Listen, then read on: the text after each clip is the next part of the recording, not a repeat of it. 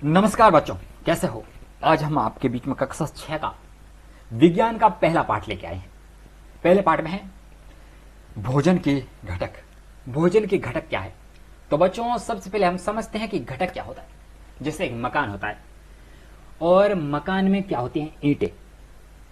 ईंटों से बनता है, उसमें सीमेंट चाहिए होती है, उसमें बजरी चाहिए होती है और उसमें गारा चाहिए होता है। तो अलग अलग चीजों से मिलकर के एक मकान बनता है। तो वे सीमेंट, बजरी, ईंटें ये मकान के घटक होते हैं। इस प्रकार भोजन के क्या घटक होते हैं? एक भोजन हम दिन में खाते हैं। एक समय जब हम खाना बना के खाते हैं, उस खाने में हमने क्या क्या चीजें डाली है, किस किस चीजों से वो खाना मिलकर के बना है, वो सभी घटक हैं। तो पिछली कक्षा में हम उन खाद्य पदार्थों की सूची बनाई थी जिन्हें हम खाते थे। तो बच्चों, भारत के विभिन्न भागों में खाए जाने वाले विभिन्न व्यंजनों के बारे में हमने बताया था और उन्हें मानचित्र में अंकित किया था। एक मानचित्र में जैसे राजस्थान, जैसे गुजरात, जैसे पंजाब, जैसे हरियाणा, जैसे महाराष्ट्र, अलग अलग भारत के विभिन्न राज्यों में अलग अलग भोजन खाया जाता है। उस जगह पे जो भोजन होता है उसके रहने वाले वही भोजन खाते हैं। तो हमने वो मानचित्र में अंकित किया था कि किस में ज्यादातर कौन सा भोजन खाया जाता है। जैसे हम राजस्थान में ज्यादातर बाजरे की रोटी खाते हैं। अब तो गेहूं चावल खाने लग गए हैं, पर जहां पहले ज्यादातर उपज होती थी बाजरा की रोटी हम खाते थे, दाल बाटी। इस प्रकार का भोजन राजस्थान का मेन भोजन है, राजस्थान का परंपरागत भोजन है, वो भोजन हम खाते थे।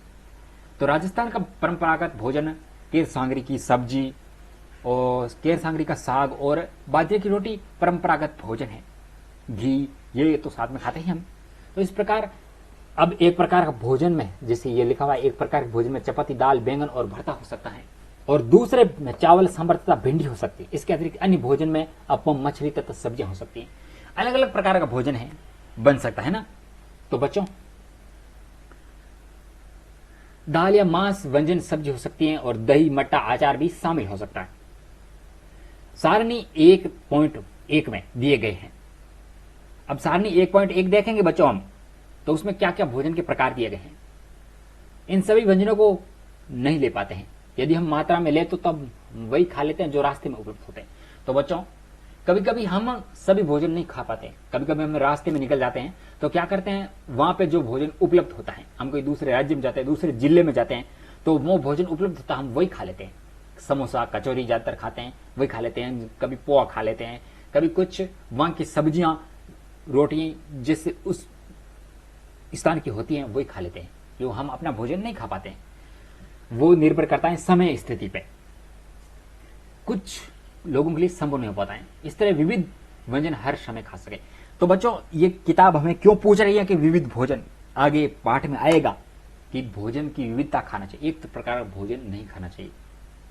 एक प्रकार का भोजन हम खाएंगे तो क्या होगा, यदि हम एक प्रकार का भोजन खाएंगे तो हमारे अंदर कुछ चीजों की कमी हो जाएगी। अलग अलग प्रकार के भोजन में अलग अलग चीजें, अलग अलग फ्लेवर, अलग अलग पोषक तत्व हमें मिलते हैं। तो बच्चों, अब हमें क्या करना चाहिए, अब हमें इस सारणी पे ध्यान देना चाहिए। अब हम सारणी पे ध्यान देंगे। ये सारणी है ना, इसमें क्या है, क्षेत्र, अन्न, अन्न का व्यंजन, मांस, दाल या मांस का व्यंजन, सब्जियां और अन्य व्यंजन, ये सब दिखाए गए हैं। तो हमें क्या करना चाहिए, अब पढ़ेंगे हम इसको।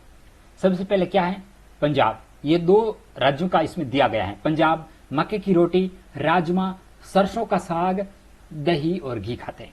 जैसे पंजाब है, अन्न क्या खाता है, मक्के की रोटी अन्न में आती है, तो मक्के की रोटी खाते हैं। दाल मांस में क्या खाता है, राजमा दाल बनती है, पंजाब की प्रसिद्ध दाल है।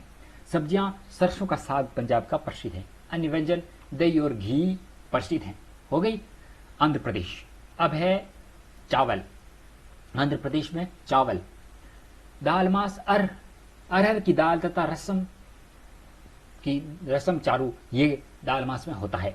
सब्जियों में कुंदरू और अन्य व्यंजन है मट्ठा, घी, अचार, ये सभी अन्य व्यंजन में आ जाता है। इस प्रकार हम राजस्थान से लिख सकते हैं, गुजरात, महाराष्ट्र, हरियाणा, अन्य राज्यों से हम इस प्रकार से हम लिख सकते हैं। उत्तर प्रदेश, एमपी, उत्तराखंड, किस किस राज्य में क्या क्या चीजें खाई जाती हैं। तो ये सारणी आप देख सकते हैं। अब आगे हम क्या पढ़ते हैं, विभिन्न प्रकार के खाद्य पदार्थों में क्या क्या होता है। विभिन्न प्रकार के खाद्य पदार्थों में क्या क्या होता है।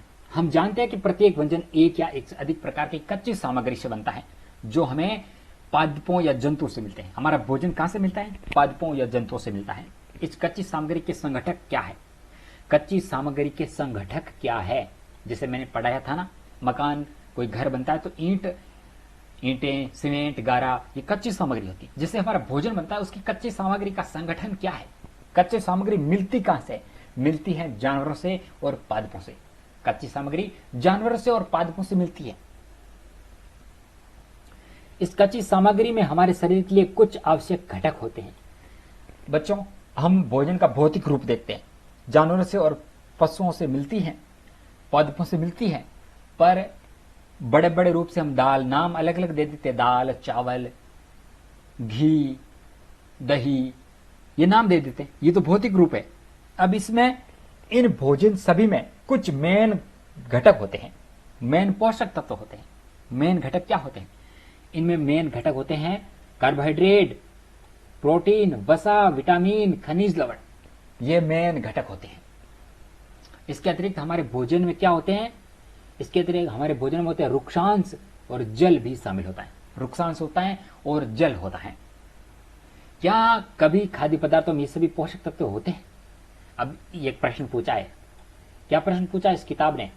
पूछा है कि क्या सभी खाद्य पदार्थों में ये पोषक तत्व उपलब्ध होते हैं या नहीं होते? सभी खाद्य पदार्थों में, जैसे कार्बोहाइड्रेट, प्रोटीन, वसा, विटामिन, खनिज लवण, ये सभी खाद्य पदार्थों में होते हैं या किसी में ज्यादा होते हैं, किसी में कम होते हैं, किसी में होते ही नहीं है, इस प्रकार। तो बच्चों, इस प्रश्न का उत्तर ये किताब आप अपन को आगे देगी।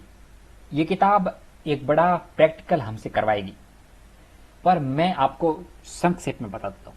इसका सार यह है कि सभी पदार्थों में कार्बोहाइड्रेट नहीं पाया जाता, सभी भोजन में प्रोटीन नहीं पाया जाता, सभी पदार्थों में वसा नहीं पाया जाता, सभी में विटामिन नहीं पाया जाता, सभी में खनिज लवण नहीं पाए जाते, समान मात्रा में नहीं पाए जाते। किसी में कार्बोहाइड्रेट ज्यादा होता है, किसी में होता नहीं, कम होता है, किसी में प्रोटीन ज्यादा होता है, किसी में वो नहीं होता है, किसी में वसा होता है, किसी में वो नहीं होता है, किसी में विटामिन होता है तो किसी में खनिज नहीं होता है। इसलिए सभी पोषक तत्व लेने के लिए हमें सभी भोजन करना चाहिए, विविध भोजन करना चाहिए, अलग अलग भोजन करना चाहिए। कुछ साधारण विधियों से हम ये जान सकते हैं कि कच्ची सामग्री पके हुए भोजन में कौन सा एक या अधिक पोषक तत्व उपस्थित है। कार्बोहाइड्रेट, प्रोटीन, वसा के परीक्षण अन्य पोषकों के परीक्षण की अपेक्षा सरल है। तो अब हम क्या करेंगे बच्चों? अब हम कार्बोहाइड्रेट, प्रोटीन और वसा के परीक्षण करेंगे कि किस भोजन में ये पोषक तत्व उपलब्ध है। ये कार्बोहाइड्रेट, प्रोटीन और वसा अन्य पोषक तत्वों से इनका परीक्षण सरल है, तो हम इनका परीक्षण करेंगे। इन परीक्षणों को करने के लिए आपको क्या आवश्यकता होगी? आयोडीन, कॉपर सल्फेट तथा कास्टिक सोडा विलयनों की आवश्यकता होगी। आपको कुछ प्रश्नलियां और ड्रॉपर की आवश्यकता होगी। इन परीक्षणों को पके हुए भोजन और कच्ची सामग्री पर कर सकते हैं। तो बच्चों, इन परीक्षणों को पके हुए भोजन और कच्ची सामग्री पर भी कर सकते हैं। इन परीक्षणों से प्राप्त परीक्षणों को सारणी 1.2 में दर्शाए गए तरीके से लिख सकते हैं। सारणी 1.2 में जो तरीका दर्शाया गया है उसमें हम लिख सकते हैं। कुछ खाद्य पदार्थ दर्शाए गए हैं। अपना परीक्षण इन पर या अन्य किसी उपलब्ध खाद्य पदार्थ पर कर सकते हैं। बच्चों, या तो परीक्षण आप जो खाद्य पदार्थ दर्शाए गए हैं उनमें कर सकते हैं। मैं बताता हूं आपको, ये सारणी है। इस सारणी में जो कच्चा आलू, दूध, मूंगफली, बिना पका हुआ चावल, सूखा नारियल, बिना पकी अरहर की दाल, पकी हुई दाल, किसी सब्जी का एक टुकड़ा, किसी फल का एक टुकड़ा, उबला हुआ अंडा, ये उपलब्ध है। तो आप इन पर कर सकते हैं और इसका जो सार आता है वो आप यहाँ पे लिख सकते हैं। और यदि आपके पास ये नहीं है तो ये किताब कह रही है कि आपको किसी दूसरे जो आपके घर में उपलब्ध है उस पर आप इनका परीक्षण कर सकते हैं।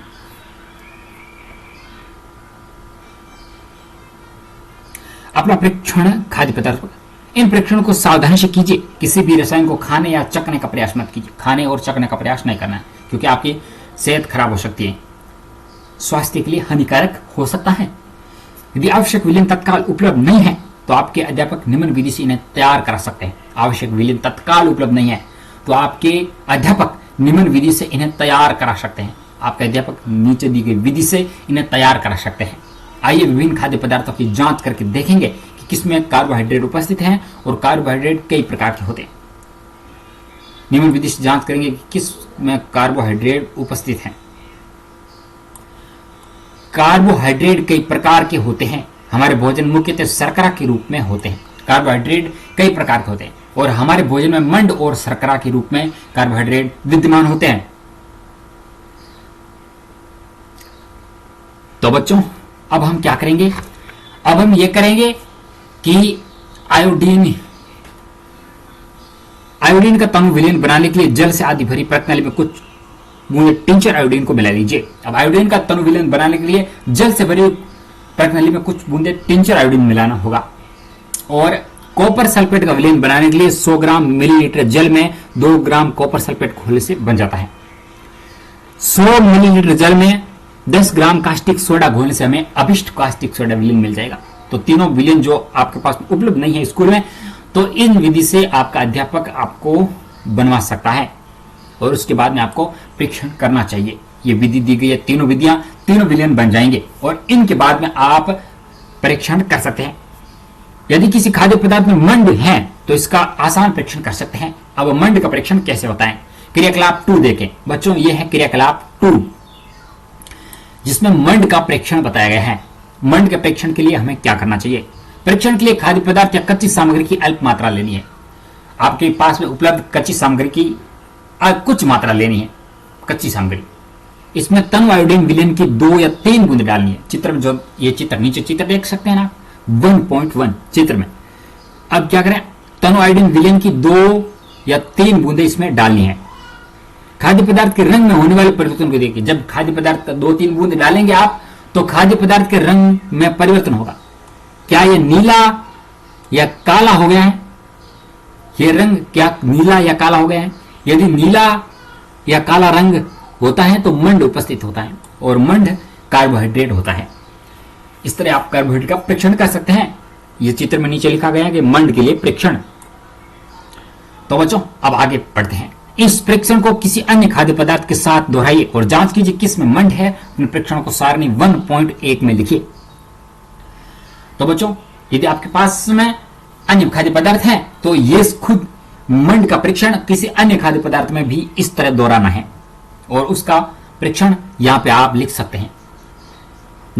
नीचे दिए गए कॉलमों में आप अपने अनुसार सारणी बना सकते हैं। इस फॉर्मेट में आप अपने अनुसार सारणी बना के उसमें लिख सकते हैं। तो बच्चों अब करेंगे प्रोटीन का परीक्षण। प्रोटीन के परीक्षण के लिए किसी खाद्य पदार्थ की थोड़ी मात्रा लीजिए। कोई खाद्य भोजन है उसकी थोड़ी सी मात्रा लेनी है। जिस खाद्य पदार्थ का परीक्षण करना है यदि वह ठोस है तो पहले उसका पेस्ट चूर्ण बनाने की आवश्यकता होगी। यदि वह खाद्य पदार्थ ठोस है तो उसको चूर्ण बनाना पड़ेगा। खाद्य पदार्थ की थोड़ी मात्रा को पीसकर या मसलकर उसके चूर्ण को एक सपाट प्रणाली में डाल दें और 10 बूंद जल डालकर उसे अच्छी तरह हिलाए। किस तरह? नीचे दिए गए चित्र की तरह एक प्रणाली और आपको लेनी है। उसके बाद में अब ड्रॉपर की सहायता से प्रणाली में 2 बूंद कॉपर सल्फेट का विलीन तथा 10 बूंद कास्टिक सोडा का विलीन डालिए। अब बच्चों भोजन का पेस्ट आपने बना लिया और पेस्ट बनाने के बाद में आपके 2 विलीन चाहिए। कौन सा विलीन? एक विलीन चाहिए आपको कास्टिक सोडा और दूसरा विलीन है कॉपर सल्फेट। 10 बूंद कास्टिक सोडा और 2 बूंद कॉपर सल्फेट की डालनी चाहिए। कास्टिक सोडा और कॉपर सल्फेट, यह है प्रोटीन के लिए परीक्षण। तो बैंगनी रंग का हो गया है। बैंगनी रंग खाद्य पदार्थ में प्रोटीन की उपस्थिति दर्शाता है। यदि आपका पदार्थ है जो प्रणाली में बैंगनी रंग का हो जाता है तो बैंगनी रंग प्रोटीन की उपस्थिति दर्शाता है।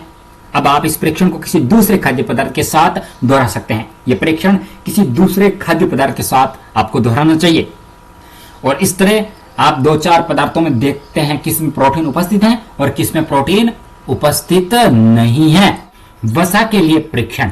खाद्य पदार्थ की कुछ मात्रा लीजिए, इसे एक कागज के टुकड़े में लपेटकर कूटिए। तो बच्चों एक कुछ मात्रा लेनी है और कागज के टुकड़े में लपेटकर कूटना है। ध्यान रहे, क्या ध्यान रहे? ध्यान रहे कि कागज का टुकड़ा फट न जाए। अब कागज को सीधा कीजिए और ध्यानपूर्वक देखिए क्या इस पर तेल के धब्बे हैं? कागज को किसी प्रकार के, अब कागज को किसी प्रकाश के सामने लाए, क्या आपको इस से धब्बे से होकर आने वाला प्रकाश धुंधला दिखाई दे रहा है? कागज के रंग में कुछ परिवर्तन आया, वहां पे धब्बा दिखाई दे रहा है। यदि उस धब्बे से आने वाला प्रकाश धुंधला दिखाई दे रहा है तो ये वसा तेल यानी तेल वसा की उपस्थिति दर्शाता है। कागज पर तेल का धब्बा खाद्य पदार्थ में वसा की उपस्थिति दर्शाता है। खाद्य पदार्थ में कभी कभी जल की कुछ मात्रा हो सकती है। इस दशा में इन कागज पदार्थ को कागज पर धीरे धीरे रगड़िए और कुछ समय के लिए कागज को सुखा दीजिए, ताकि यदि खाद्य पदार्थ में कुछ जल आया हो तो वह सूख जाए।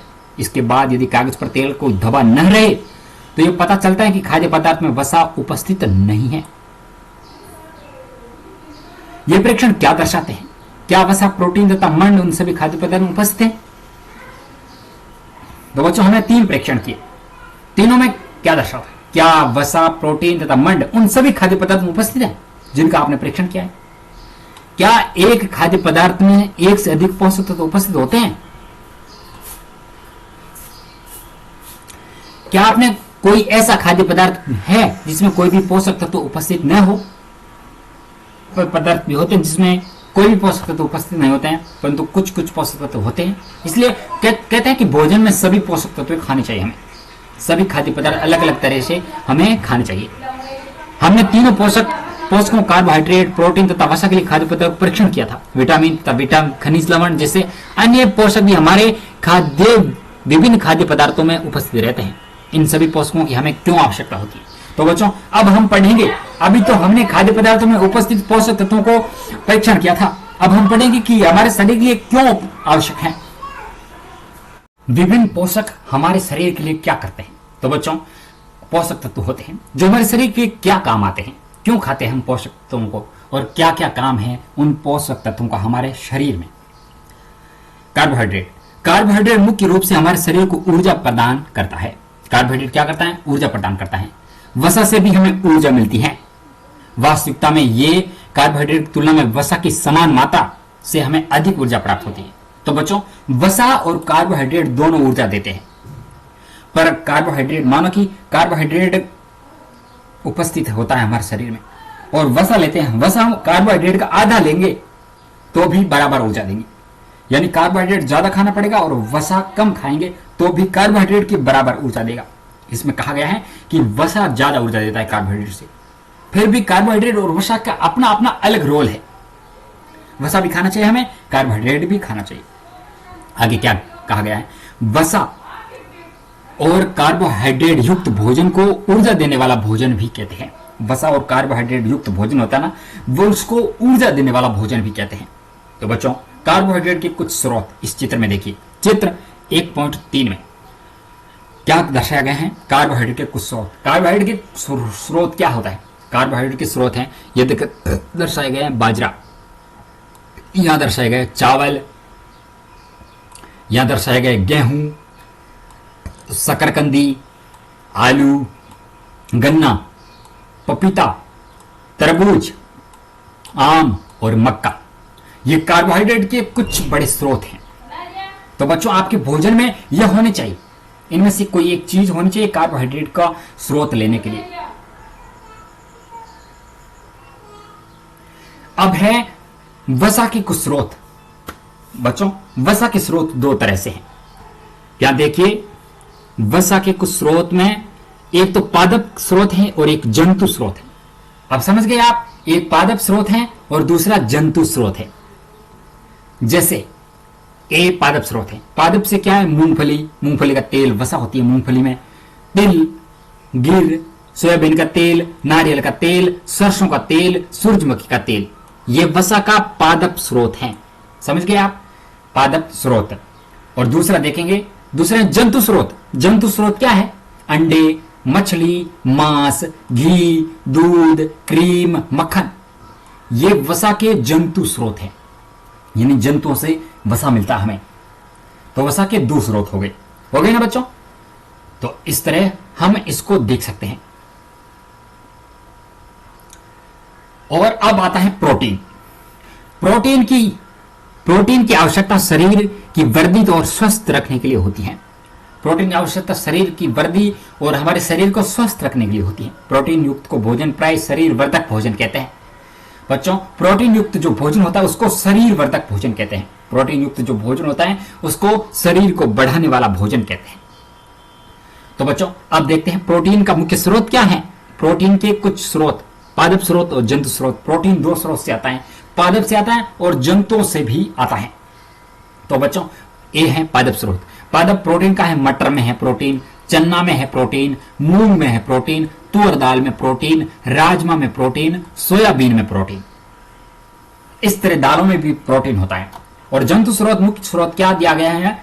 पनीर, मछली, मांस, अंडे, दूध, ये जंतु स्रोत है, इनमें प्रोटीन पाया जाता है। तो बच्चों, प्रोटीन हमने देख लिया। अब आता है विटामिन। विटामिन रोगों से हमारे शरीर की रक्षा करता है। विटामिन रोगों से हमारे शरीर की रक्षा करता है। विटामिन हमारी आंखें, अस्थियां, हड्डियां, दांत और मसूड़ों को स्वस्थ रखने में भी सहायता करता है।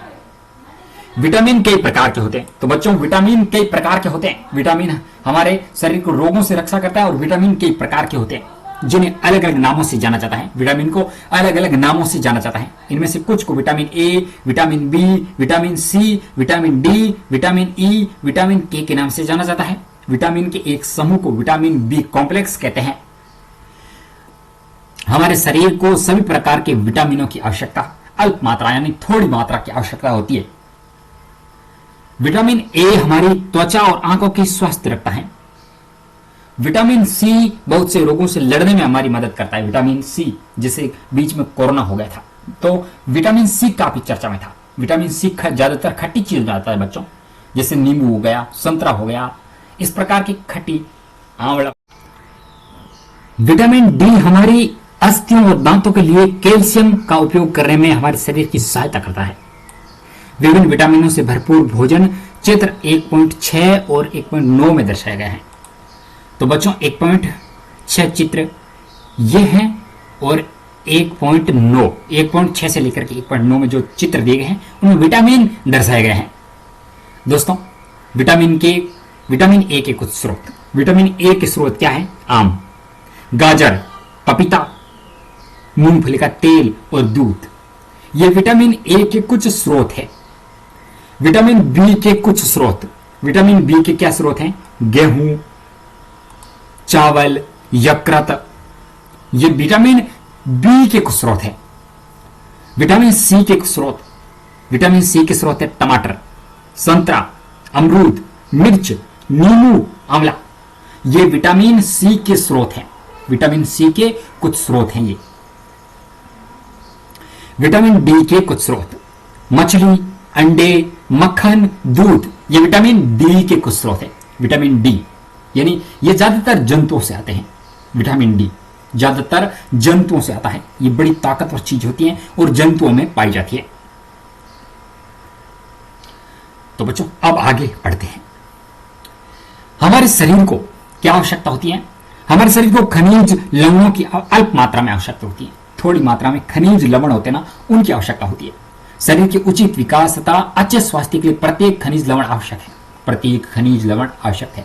विभिन्न खनिज लवणों के कुछ स्रोत को चित्र 1.10 में दर्शाया गया है। 1.10 में चित्र है, उसमें खनिज लवणों के स्रोत दर्शाए गए हैं। अब खनिज लवण कहां है? खनिज लवण क्या है? आयोडीन। आयोडीन के स्रोत क्या है? आयोडीन के स्रोत पालक, अदरक, ये आयोडीन के कुछ स्रोत हैं। फास्फोरस के कुछ स्रोत। फास्फोरस के कुछ स्रोत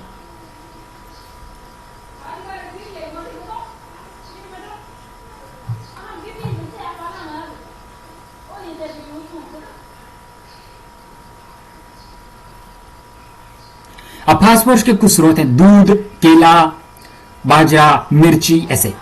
लोहे के कुछ स्रोत। लोहे के स्रोत है पालक, सेब, यकृत।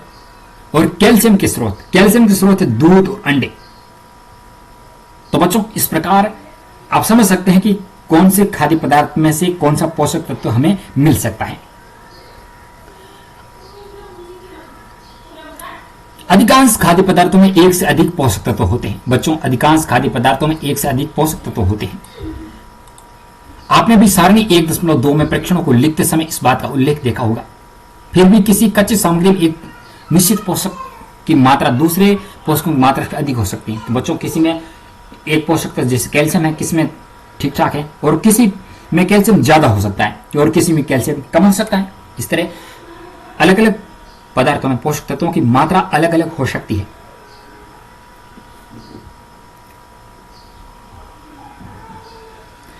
उदाहरण, चावल में कार्बोहाइड्रेट की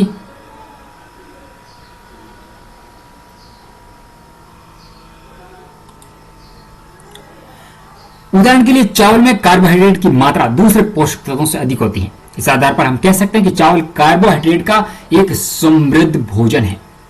इन पोषकों के अलावा हमारे शरीर को आहारी रेशे तथा जल की आवश्यकता होती है। इन पोषकों के अलावा हमारे शरीर को क्या होता है? आहारी रेशे और जल की आवश्यकता होती है। आहारी रेशे रुक्सांश के नाम से भी जाने जाते हैं। हमारे खाने में रुक्सांश की पूर्ति मुख्यतः पादप उत्पादों से होती है। रुक्सांश की मात्रा पादप उत्पादों से होती है। रुक्सांश के मुख्य स्रोत साबुन, खाद्यान्न, जल, आलू, ताजे फल होते हैं, सब्जियां हैं। रुक्सांश हमारे शरीर को कोई पोषक प्रदान नहीं करते हैं। रुक्सांश है ना, वो हमारे शरीर को कोई पोषक प्रदान नहीं करते हैं, फिर भी हमारे भोजन का आवश्यक तत्व है। क्यों? इसका आयतन बढ़ा देते हैं, भोजन का आयतन बढ़ा देते हैं। रुक्सांश बिना पचे हुए भोजन को हमारे शरीर में बाहर निकाल देता है। रुक्सांश होता है वो हमारे शरीर में बिना पचा हुआ भोजन है उसको बाहर निकालता है। जल भोजन में उपस्थित पोषक तत्वों को अवशोषित करने में हमारे शरीर की सहायता करता है। जल क्या करता है कि हमारे शरीर में जो पोषक तत्व उपस्थित होते हैं उनको अवशोषण करने में सहायता करता है जल। ये कुछ अवशिष्ट पदार्थ जैसे मूत्र, पसीने को शरीर से बाहर निकालने में सहायता करता है। जल हमारे शरीर में अवशिष्ट पदार्थ होते हैं, मूत्र होता है, पसीने से सहायता से जो अवशिष्ट पदार्थ होता है शरीर के लिए आवश्यक निर्गत। बच्चों, जल भोजन में उपस्थित पोषकों को अवशोषित करने में हमारे शरीर की सहायता करता है। ये कुछ अवशिष्ट पदार्थ जैसे मूत्र, पसीने को शरीर से बाहर निकालने में हमारी मदद करता है। सामान्यतः हमारे शरीर को जितने जल की आवश्यकता होती है वह हमें उन वस्तुओं से प्राप्त होता है जिन्हें हम द्रव्य रूप में लेते हैं, जैसे जल, दूध और चाय आदि से हमें जल मिल जाता है। इसके अतिरिक्त हमें जो भी भोजन पकाते हैं उसमें भी पानी का प्रयोग किया जाता है। आइए देखते हैं कि कोई अन्य स्रोत हमारे शरीर को जल प्रदान करता है। अन्य स्रोत क्या हमारे शरीर को जल प्रदान कर सकता है क्या? क्रियाकलाप 3 दिया गया है। क्रियाकलाप 3 में क्या है? एक टमाटर अथवा नींबू जैसा कोई फल ले और उसे छोटे छोटे हिस्सों को काट ले। क्या ऐसा करते समय आपके हाथ गीले होते हैं? यदि आपके हाथ गीले होते हैं जब भी आप घर में किसी फल या सब्जी को काटा, छीला या मसला है, तब ध्यानपूर्वक उनका परीक्षण करें। क्या ऐसा करते समय आप किसी ताजे या सब्जी के बारे में पता चला जिसमें पानी की मात्रा नहीं होती है? ज्यादातर फल हम काटते हैं उसमें हमारे हाथ गीले हो जाते हैं और वो उसमें जल की उपस्थिति दर्शाता है। हम देखते हैं कि कई खाद्य पदार्थों में जल होता है। कुछ सीमा तक हमारे शरीर के लिए आवश्यक जल की पूर्ति इसी जल से हो जाती है। इसके अतिरिक्त कई खाद्य पदार्थों में पकाते समय हम उसमें जल डालते हैं और उससे हमारे शरीर की आवश्यकता पूरी हो जाती है। तो बच्चों, अब हम पढ़ेंगे संतुलित आहार। संतुलित आहार क्या है? संतुलित आहार सामान्यतः पूरे दिन में जो भी आहार कहते हैं उसे आहार कहते हैं बच्चों। और हमारे शरीर की वृद्धि और अच्छे स्वास्थ्य को बनाए रखने के लिए हमारे आहार में वे सभी पोषक तत्व उचित मात्रा में होने चाहिए जिनकी हमारे शरीर को आवश्यकता होती है। कोई भी पोषक तत्व न आवश्यकता से अधिक हो और न कम होना चाहिए। हमारे आहार में पर्याप्त मात्रा में रुक्षांश और जल भी होना चाहिए। इस प्रकार के आहार को संतुलित आहार कहते हैं। संतुलित आहार बच्चों, संतुलित आहार उसे कहते हैं जो हमारे शरीर के जो पोषक तत्व हमारे शरीर को चाहिए वो शरीर को मिल जाना चाहिए। उन सब में सभी पोषक तत्व होने चाहिए। ऐसा नहीं है कि किसी में कार्बोहाइड्रेट ज्यादा खा लिया, वसा मिला ही नहीं। ऐसे हमारे शरीर में उन पोषक तत्वों की कमी हो जाएगी और हमारा शरीर बीमार पड़ जाएगा। इसलिए शरीर को जो आवश्यक है वो सभी तत्व, पोषक तत्व हमारे शरीर को मिलना चाहिए। उसे ही संतुलित आहार कहते हैं। बच्चों, अब हम पढ़ते हैं, क्या आपने सोचा है कि प्रत्येक आयु वर्ग के लोगों को एक ही प्रकार की आवश्यकता होती है? बच्चों, आपने कभी सोचा है कि सभी आयु वर्ग के लोगों को एक ही आहार की आवश्यकता होती है, एक प्रकार के आहार की? नहीं। बचपन में अलग तत्वों की आवश्यकता होती है वही जवानी में कुछ अलग चीजों की आवश्यकता ज्यादा होती है और बुढ़ापे में कम हो जाती है। जिसे किशोर अवस्था में हमारा शरीर ज्यादा बढ़ता है तो ज्यादा प्रोटीन की आवश्यकता होगी, वसा की आवश्यकता होगी, ज्यादा ऊर्जा की आवश्यकता होगी। जैसे बुढ़ापे की तरफ जाएंगे तो सभी हमारे शरीर को आवश्यकता धीरे धीरे कम हो जाएगी, प्रोटीन तो हम कम बचा पाएंगे, हमारा शरीर कमजोर हो जाएगा, प्रोटीन की ज्यादा जरूरत नहीं होगी। इसलिए हमें अलग अलग आयु वर्ग के लिए अलग अलग भोजन की आवश्यकता होती है। क्या आप सोचते हैं कि प्रत्येक आयु वर्ग के लोगों को एक प्रकार की आहार की आवश्यकता होती है? क्या आप यह भी सोचते हैं कि हमारा संतुलित आहार हमारे शारीरिक कार्य पर निर्भर करता है? बच्चों, आप सोचते हैं कि हमारा संतुलित आहार हमारे शारीरिक कार्य पर निर्भर करता है? शारीरिक कार्य का मतलब होता है हम शरीर से जो मेहनत करते हैं उस पर भी निर्भर करता है। हाँ बच्चों, ये करता है। जो ज्यादा मेहनत करता है उसके लिए ज्यादा भारी आहार की जरूरत होती है। जो हल्की मेहनत करता है, कम मानसिक मेहनत करता है, बैठा रहता है कुर्सी पे, उसे कम भोजन की आवश्यकता होती है। क्या एक सप्ताह की अवधि में आप जो भी खाते हैं उसका एक चार्ट तैयार कीजिए। ये किताब बता रही है आप एक सप्ताह पर जो भी खाया है, घर में जो भोजन किया है तीनों टाइम, उसका एक चार्ट आपको तैयार करना पड़ेगा। उसका एक चार्ट तैयार करके आपको रखना है। एक सप्ताह जो भी खाते हैं उसका एक चार्ट तैयार कीजिए। जांच कीजिए कि प्रतिदिन जो भोजन आप करते हैं क्या उसमें सभी पोषक तत्व होते हैं। आपको जांच करना है कि आप जो भी भोजन करते हैं क्या उसमें सभी पोषक तत्व होते हैं या नहीं होते हैं। जैसे दाल, मूंगफली, सोयाबीन, अंकुरित बीज, मूंग, चना, किण्वित भोजन, दक्षिण भारतीय भोजन, ये सभी आटे का मिश्रण, मिसी रोटी, थेपला, अनाज, दालों से बना केला, पालक, सन्तु, गुड़, सब्जियां, इस प्रकार के अन्य कई पोषक तत्व उपलब्ध कराते हैं। इसलिए कोई व्यक्ति अल्प व्यय में भी संतुलित आहार खा सकता है। कम भोजन में भी हम संतुलित आहार खा सकते हैं बच्चों, क्योंकि हमें जो पोषक तत्वों से भरपूर भोजन है वो ही लेना चाहिए।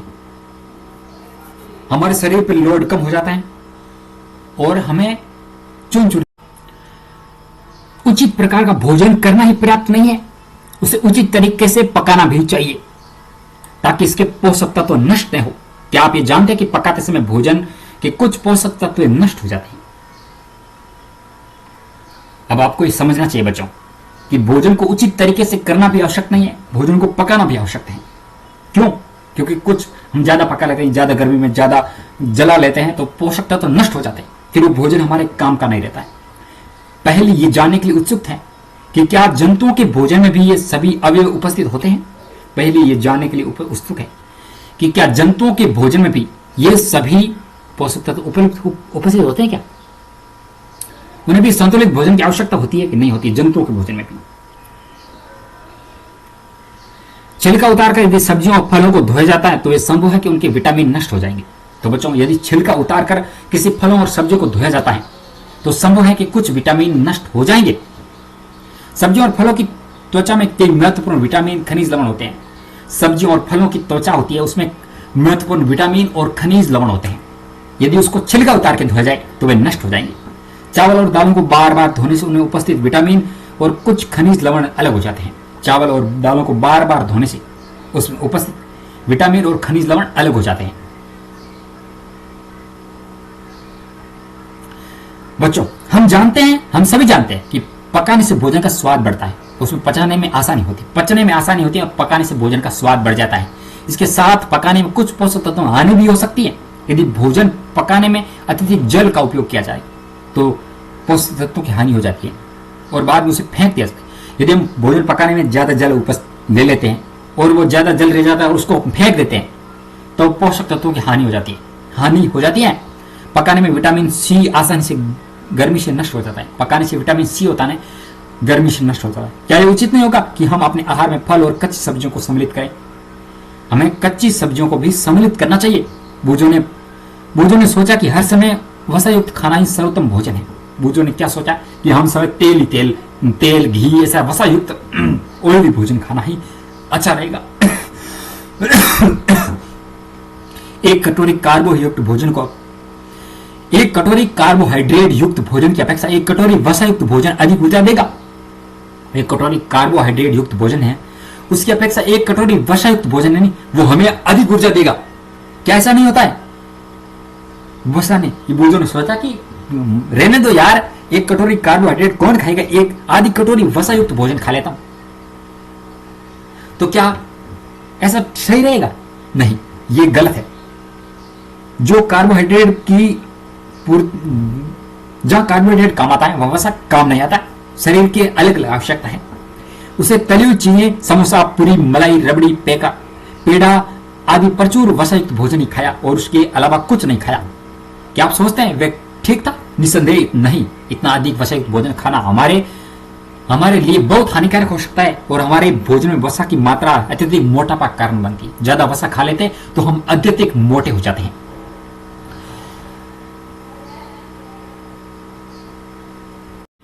बच्चों, अब है अभावजन्य रोग। अभावजन्य रोग क्या है? एक व्यक्ति खाने के लिए पर्याप्त भोजन पा रहा है, लेकिन कभी उस भोजन में किसी विशेष पोषक की कमी हो जाती है। यदि ये कमी लंबे अवधि तक रहती है तो यह व्यक्ति उसके अभाव से ग्रसित हो जाता है।